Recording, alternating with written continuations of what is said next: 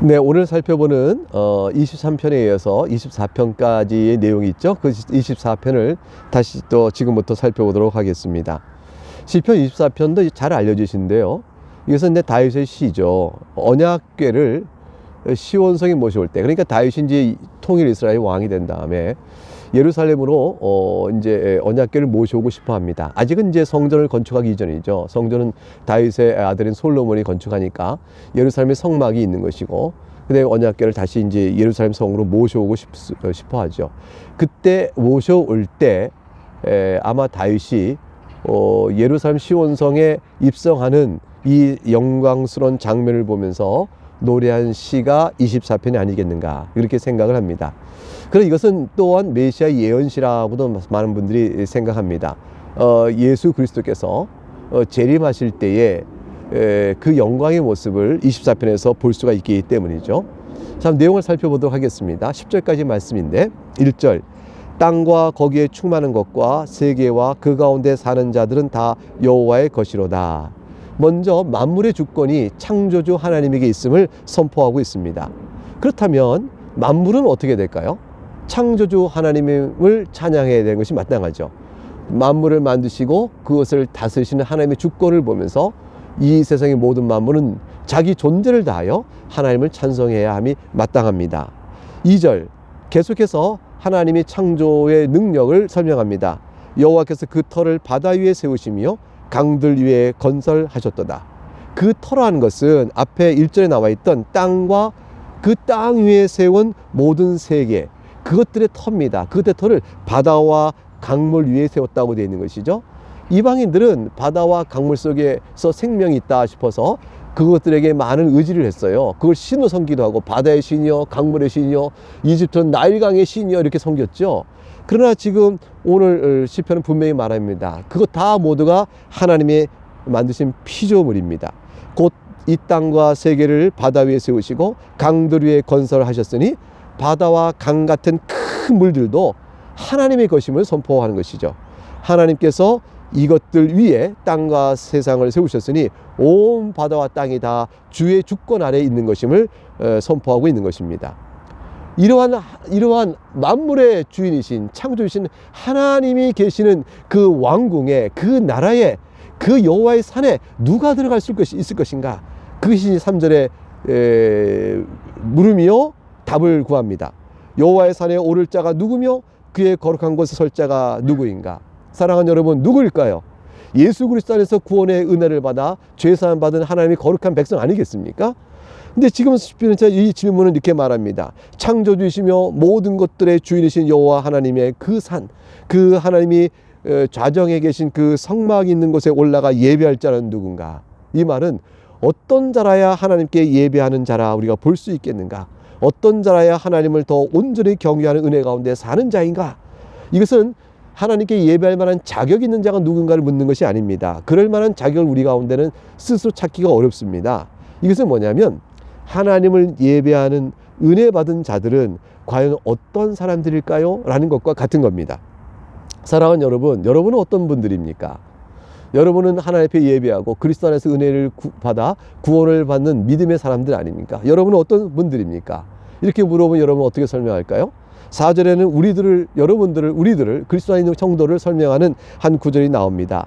곧 손이 깨끗하며 마음이 청결하며 뜻을 허탄한 데 두지 아니하며 거짓 맹세하지 아니하는 자로다. 손이 깨끗하며 곧 악행을 향하지 않는다는 뜻이죠. 마음이 청결하며 뭘까요? 뜻을 허탄한 데 두지 아니하며 이어지는 말씀은 다시 이렇게 봐야 합니다. 하나의 구절인데요.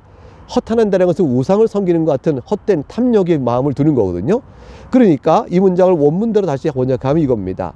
우상을 섬기거나 탐욕을 따르지 아니하는 정결한 마음을 가진 자로다 라는 뜻이에요.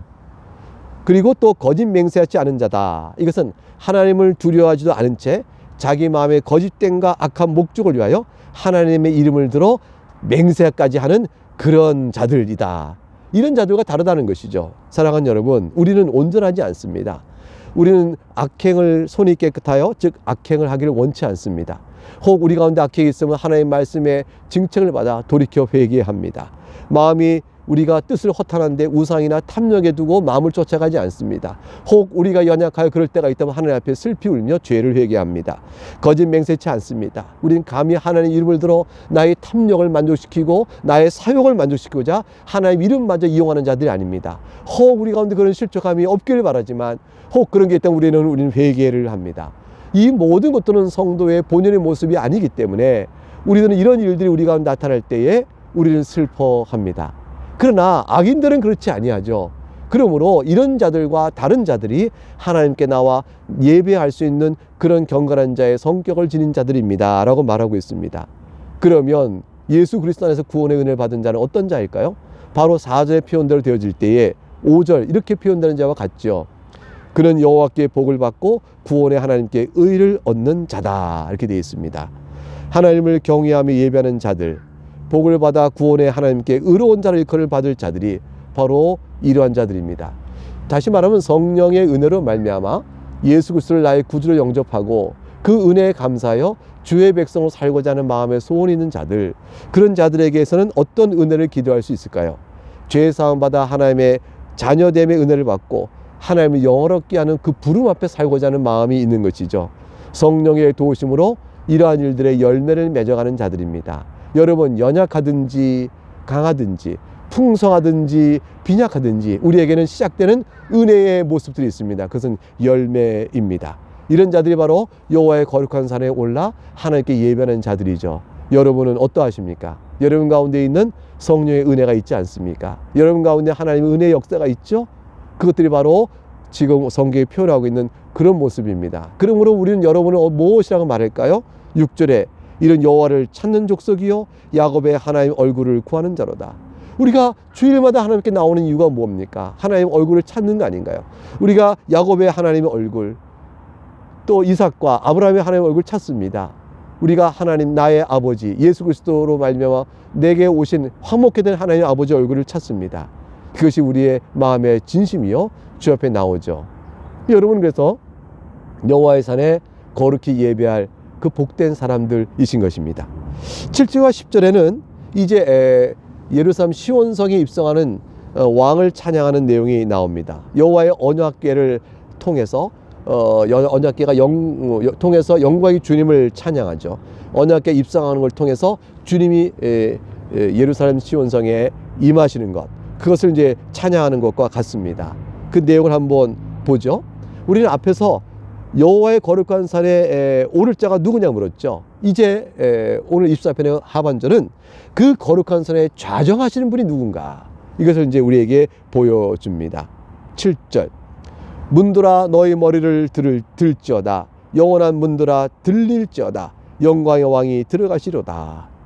문들아 하는 것은 성소의 문을 말합니다. 시온성을 들어가니 성소가 있습니다. 성막이 있습니다. 성막을 들어가니 성소가 있습니다. 성소의 문화 열어라. 지성소의 문화 열어라. 그런 것이죠. 왜냐하면 그곳의 주인이요 그곳의 왕인 그분이 들어가신다는 것이죠. 이스라엘 왕 하나님이 들어가여 좌정하시니 성소의 문으로 하여금 머리를 들어 하나님을 영접하고 영광에 오실 분을 맞이할 것을 말합니다. 이 문을 갖춰 영원한 문이라 합니다. 그것은 그곳에 좌정하실 분이 영원하신 하나님이시기 때문이며, 그 다음에 영원하신 하나님이 임재하신 그곳은 바로 하늘의 문을 말하는 것이죠.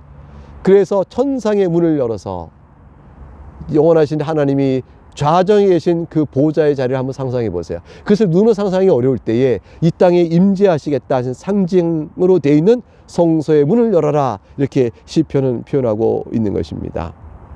8절에 묻습니다. 영광의 왕이 누구시냐? 강하고 능한 여호와시요 전쟁에 능한 여호와시로다. 영광의 왕이 누구시냐 할 때 능력의 하나님이요 이스라엘에게 승리를 주신 하나님이라 되어 있습니다.